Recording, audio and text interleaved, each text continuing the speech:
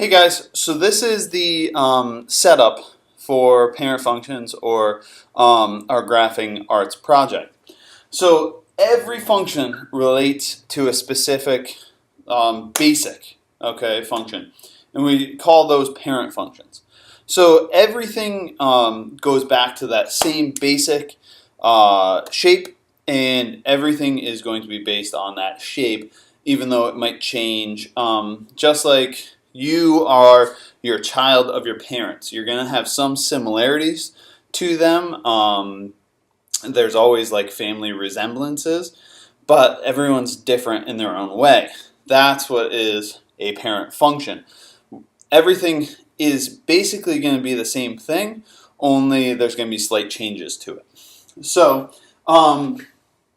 we're just going to discuss the basic ones that we're going to use in class. The first one is linear, y equals x, or f of x equals x. So it's a straight line. The key points are 1, 1, 0, 1, and negative 1, negative 1. We always need a negative in there. Okay.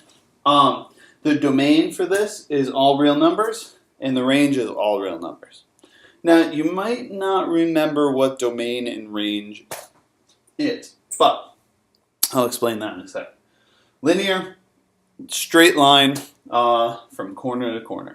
Now, we could tilt it, we can make it shallower, and that's all the children, okay, of this parent function. This is the basic one.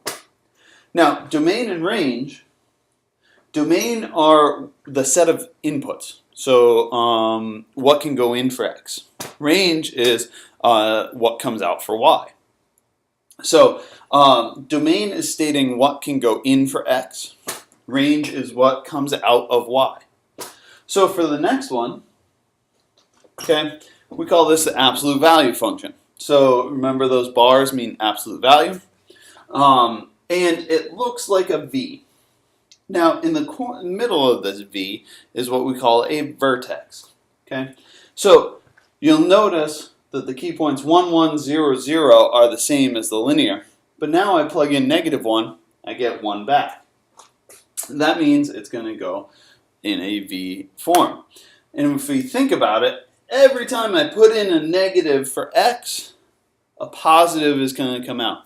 So that means I can put anything in for x. For the domain, it's all real numbers. But no matter what, I'm always going to get a y value that is going to be greater than or equal to 0. It's going to be always positive. So that is the general shape of my parent function for absolute value. My quadratic looks like a U. Okay, it has a little curve to it. Now, again, the vertex is right in the middle, 0, 0. That's a definite key point. And then I chose 2, 4, and negative 2, 4. Every time I square a number, it always becomes positive. Okay, so that's why it's 4.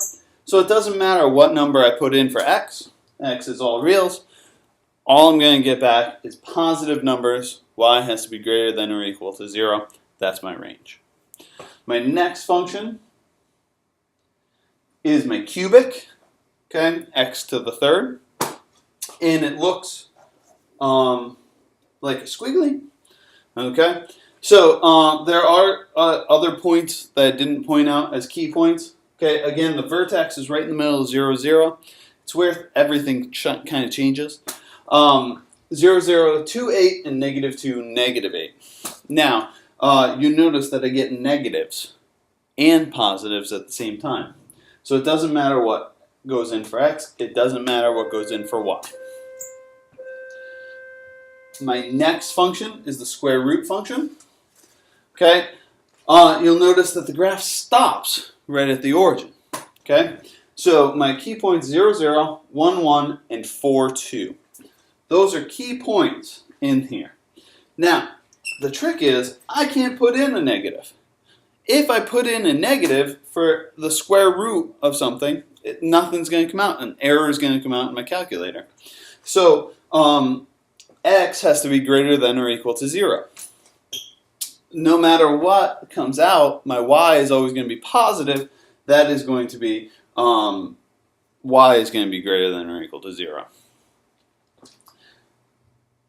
For my exponential, if you've ever heard of exponential growth, it starts off very, very, very, very, very small and then gets very big very quickly. So my key points, the points that without any decimals, 0, 1, 1, 2, 2, 4, 3, 8. I can go further, 4, 16. Everything gets bigger and bigger and bigger. Doesn't matter what I put in for x, that's all real. My range, on the other hand, is just going to be greater than 0. You notice that doesn't have an equal to. This line down here gets very close to 0, but it never crosses it. It never equals 0. That's why it's just greater than 0. The reverse of that, okay, is the log base 2 of x. Okay, so again, if you look at these points, okay, they're just the reverses, the flips of my exponential. So if those are my flips, okay, my domain and range are going to flip. So x is going to be greater than 0, so it's never going to hit the y-axis here. And my range is going to be all real numbers because it could be any y value in there. And it curves up like this. So that is so those are parent functions. We need to have the basic shapes and those key points in there so we can manipulate them in our upcoming project and for our parent function transformations. Thank you.